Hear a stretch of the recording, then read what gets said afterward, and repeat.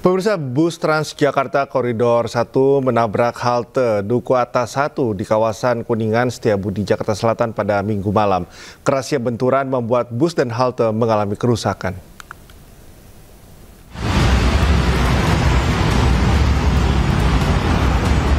Para penumpang bus Transjakarta Koridor 1 turun ke Jalan Jenderal Sudirman, Kuningan Setiabudi, Jakarta Selatan.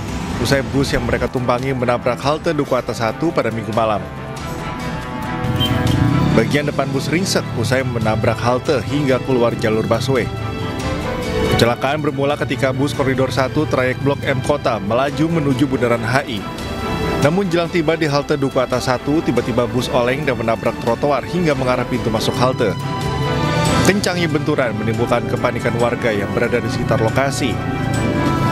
Sementara para penumpang segera dievakuasi. Tadi saya di pos pintu masuk, sedang standby. Tiba-tiba suara keras itu, Pak. Pak, itu keras suaranya. Saya pas lihat oleng, Pak. Saya nggak tahu kalau sudah benturan di sana itu, nggak ada benturan, nggak tahu cuma oleng. Dan sempat oleng, dia naik ke arah itu tuh, dibuang ke arah tuh yang dekat stasiunnya itu, nanya ya. Tak ada korban jiwa maupun luka dalam insiden ini, sementara penyebab pasti kecelakaan masih diselidiki pihak kepolisian. Dari Jakarta, Rizky Falufi, iNews melaporkan. Pemirsa, puluhan ribu warga Madura dari wilayah Jabodetabek memadati kawasan Monas, Jakarta untuk menghadiri acara Maulid Nabi sekaligus silaturahmi yang juga dirangkai dengan ngopi bersama. Selain itu juga disediakan berbagai UMKM khas Madura yang disediakan gratis untuk masyarakat.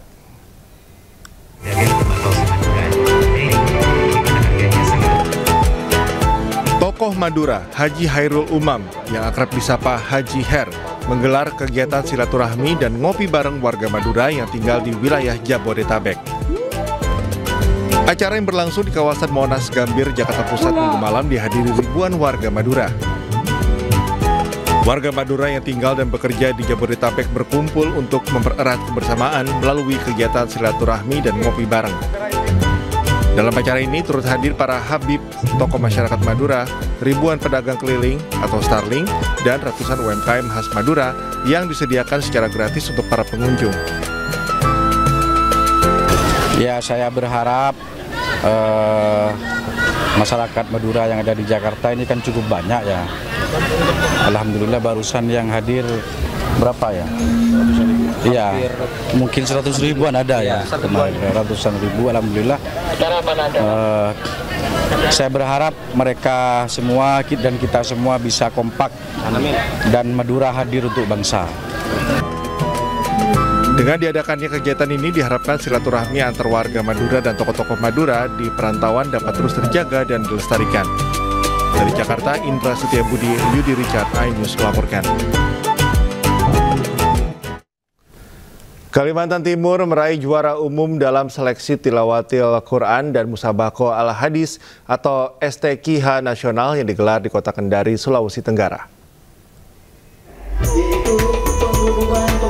Malam hari ini kita akan mengundang untuk hadir di atas Seleksi Tilawatil Quran dan Musabaqah Al-Hadis resmi ditutup di alun-alun XMTQ Kendari, Sulawesi Tenggara. Dalam STQH nasional ke-28 ini, Kalimantan Timur meraih juara umum dan memboyong Piala Presiden. Sedangkan posisi kedua serta ketiga direbut Jakarta dan Sumatera Selatan. Sementara tuan rumah Provinsi Sulawesi Tenggara menempati urutan ke-9. Event yang digelar di Kota Kendari ini diikuti 1.027 peserta dari seluruh Indonesia. Nah, tentu kami berharap salah satu cara kami untuk syiar Islam itu melalui STQH seperti ini. Nah, tentu nanti ada kombinasi dengan syiar-syiar yang lain yang kami berharap juga bisa dilaksanakan secara bergotong royong oleh masyarakat melalui berbagai macam kegiatan yang sudah ditunjukkan selama STQH di Kendari ini. Nah, semoga ini bermanfaat untuk Kota Kendari secara khusus. Dan kebakaran meludeskan sebuah rumah dan gudang inventaris RT di Cengkareng, Jakarta Barat. Diduga penyebab kebakaran berasal dari pembakaran sampah yang berada tepat di belakang permukiman warga. Coba yang tadi pada... Dengan alat seadanya, sejumlah warga berupaya memadamkan api yang membakar sebuah rumah di Kampung Dharma Bakti, Cengkareng Barat, Jakarta Barat. Coba tolong ini cepetan, ini udah merembet ini. Cepetan. Warga berjibaku menjinakkan api agar tak merambat ke rumah warga lainnya. Api dapat dilokalisir setelah petugas pemadam kebakaran tiba di lokasi. Salah satu penghuni rumah terlibat syok dan sesak nafas hingga harus dievakuasi ke tempat yang lebih aman. Diduga api berasal dari pembakaran sampah yang menjalar ke sebuah rumah dan gudang inventaris RT. Kemungkinan dari sampah, bakar sampah. Bakar sampahnya di mana? Di belakang saung. Mungkin udah dimatiin, cuman nggak padam bener. Emang suka ada yang bakal, tapi selalu dimatiin. Mungkin ini masih ada titik yang nyala, terus merembet. Gitu. Api dapat dipadamkan setelah 6 unit mobil pemadam kebakaran Jakarta Barat diterjunkan ke lokasi. Tidak ada korban jiwa dan luka dalam musibah kebakaran ini. Dari Jakarta, Miftahul Ghani melaporkan. Diduga akibat korsleting di bagian mesin produksi, sebuah pabrik plastik di Kecamatan Legok, Tangerang terbakar. Akibat insiden tersebut, karyawan dan sejumlah warga di lokasi kejadian panik.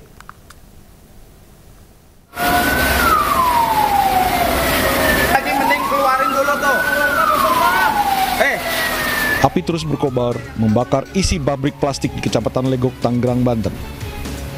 Banyaknya biji plastik di dalam bangunan membuat api dengan cepat membesar dan meludeskan hampir seluruh bangunan. Besarnya kobaran api serta tiupan angin membuat api merambat ke permukiman dan nyaris membakar satu rumah warga. Dugaan sementara, api berasal dari konsleting listrik di bagian mesin. Untuk dugaan sementara itu dari konsleting mesin, ya dari mesin bisa overhead, ada yang kabel yang sudah tua, ya itu bisa saja terjadi. Tidak ada korban jiwa dalam insiden ini, dan untuk memadamkan api, 7 unit mobil dinas pemadam kebakaran dikerahkan ke lokasi. Dari Kabupaten Tangerang, Banten, Aimarani, iNews melaporkan. Tanah longsor yang memutus akses jalan antara Kabupaten Semarang dengan Kabupaten Demak, Jawa Tengah semakin memprihatinkan. Bahkan kini area longsoran semakin melebar dengan kedalaman mencapai 60 meter.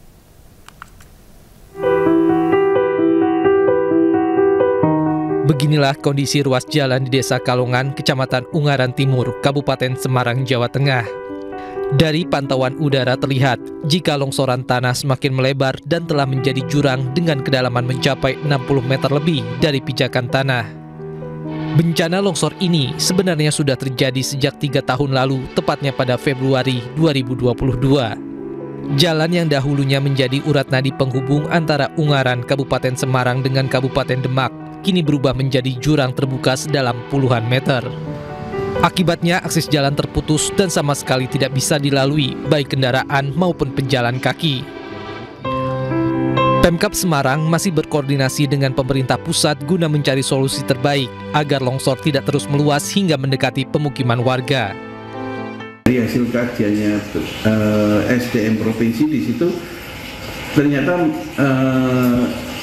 titik lokasi longsor itu di bawahnya ada mata air yang besar.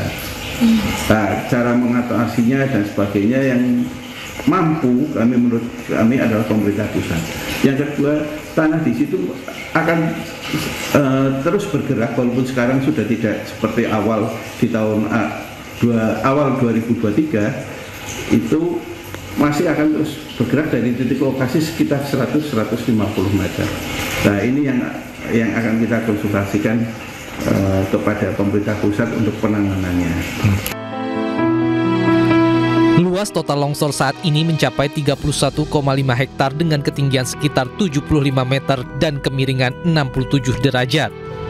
Kondisi tersebut dianggap rawan sehingga terpaksa ditutup untuk umum.